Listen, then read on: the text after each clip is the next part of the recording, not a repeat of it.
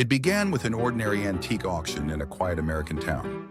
Among old furniture, dusty paintings, and forgotten family heirlooms sat a small wooden wine cabinet.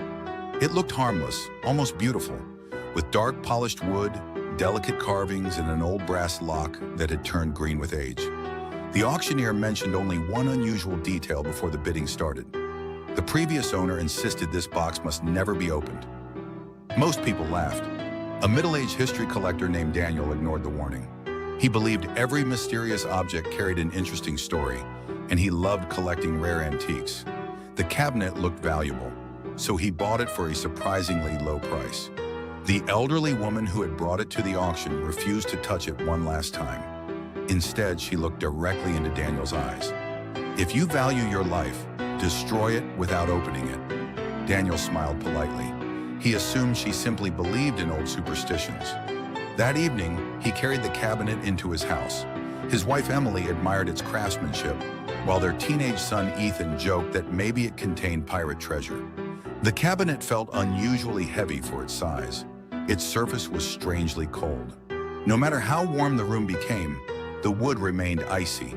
Daniel noticed strange symbols carved underneath the base. Symbols unlike anything he had seen before. He photographed them, planning to research their meaning later. As night fell, everyone went to sleep.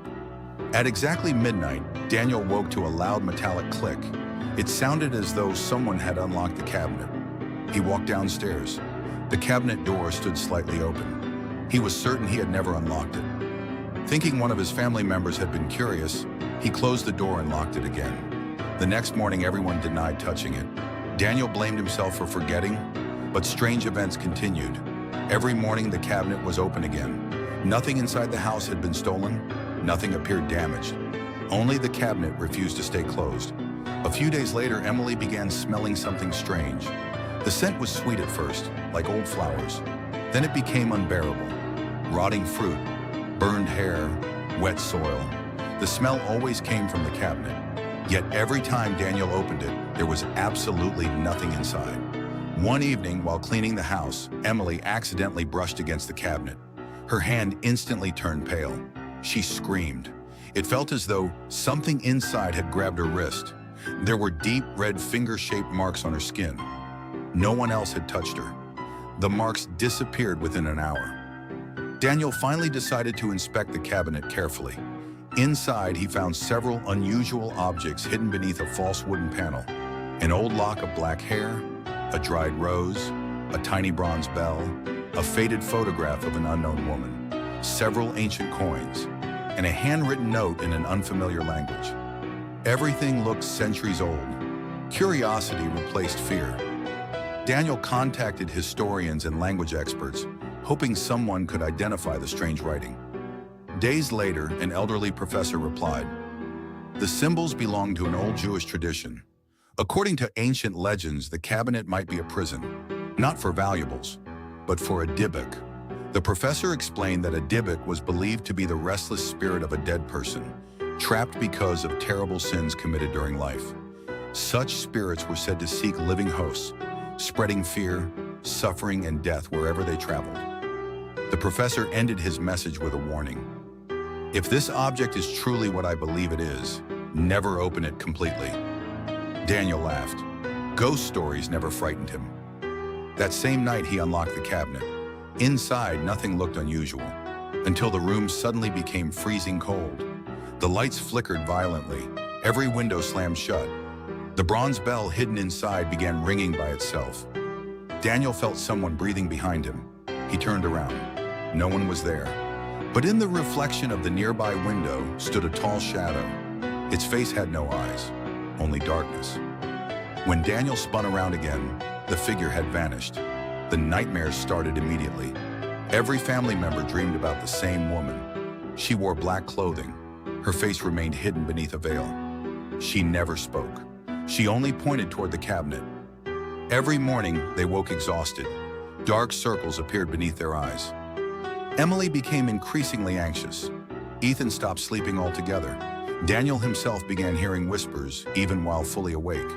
The voices repeated the same sentence again and again. "Open it wider." Days passed. The atmosphere inside the house grew unbearable. Electrical devices failed without explanation. Mirrors cracked overnight. Pets refused to enter certain rooms. Visitors complained of headaches within minutes. One afternoon, Ethan disappeared. His bedroom window was open. His shoes remained beside the bed. Police searched the neighborhood for hours. They found him standing alone in a nearby forest. He was barefoot, silent, completely expressionless. When officers asked where he had been, he answered in a voice that did not sound like his own. "I was never alone." Doctors believed he had suffered severe psychological trauma, yet Ethan remembered nothing. Daniel finally admitted the professor had been right. He searched desperately for anyone familiar with ancient spiritual traditions. Eventually, he located an elderly rabbi, willing to inspect the cabinet. The rabbi refused to enter the house. He stopped at the front door and stared silently toward the living room. His face turned pale. Without stepping inside, he whispered, "It has already awakened." The rabbi explained that opening the cabinet had weakened whatever seal once trapped the spirit. Closing it again would not solve anything. The presence had already attached itself to the family. He agreed to perform an ancient ritual. Before beginning, he gave everyone one strict instruction. No matter what you hear, do not answer any voice calling your name. Night arrived. Candles surrounded the cabinet. Ancient prayers echoed through the house. For nearly an hour, nothing happened. Then every candle went out simultaneously. The room became completely dark. A deep, growling voice echoed from inside the cabinet. Emily heard her late mother's voice begging for help. Ethan heard his best friend crying outside. Daniel heard his own father calling him from upstairs. Every voice sounded perfectly real. The rabbi shouted, "Ignore them!" Suddenly, the cabinet door burst open. A cloud of black smoke exploded into the room. The temperature dropped so low that frost covered the walls. Within the darkness, dozens of pale faces appeared. Some cried, some screamed, others smiled. The rabbi continued praying despite blood slowly dripping from his nose. The smoke twisted into a tall human figure. Its eyes glowed faintly. Its mouth stretched impossibly wide. The whispers became deafening. Every family member collapsed to the floor. The shadow moved slowly toward Ethan. The boy stopped breathing. The rabbi placed both hands on the cabinet and shouted the final words of the ritual. The entire house shook violently. Every window shattered. The shadow screamed with a sound unlike anything human. The black smoke rushed backward into the cabinet. The wooden door slammed shut by itself. Silence returned. The ritual had worked, or so everyone believed. The rabbi ordered Daniel never to open the cabinet again. He wrapped it in heavy chains and covered it with protective cloth before taking it away. Daniel asked where it would be stored. The rabbi refused to answer. Some places are safer when forgotten. Life slowly returned to normal. Emily smiled again. Ethan slept peacefully. The strange smells disappeared. Months passed without a single paranormal event. Daniel tried convincing himself everything had been an elaborate coincidence. Until one rainy evening, he received a package with no return address. Inside was a single photograph. It showed the chained cabinet sitting inside a dark storage room. Written on the back were only a few words. "It has found another owner." Daniel stared in horror. He had never told anyone what the cabinet looked like after the ritual. The lights inside his house suddenly flickered. A familiar metallic click echoed from somewhere behind him. Slowly, very slowly. Daniel turned around. Standing in the darkness was the same wooden cabinet. Its brass lock was already open. And from inside came a whisper so quiet it almost sounded like his own thoughts. "You can never give me away."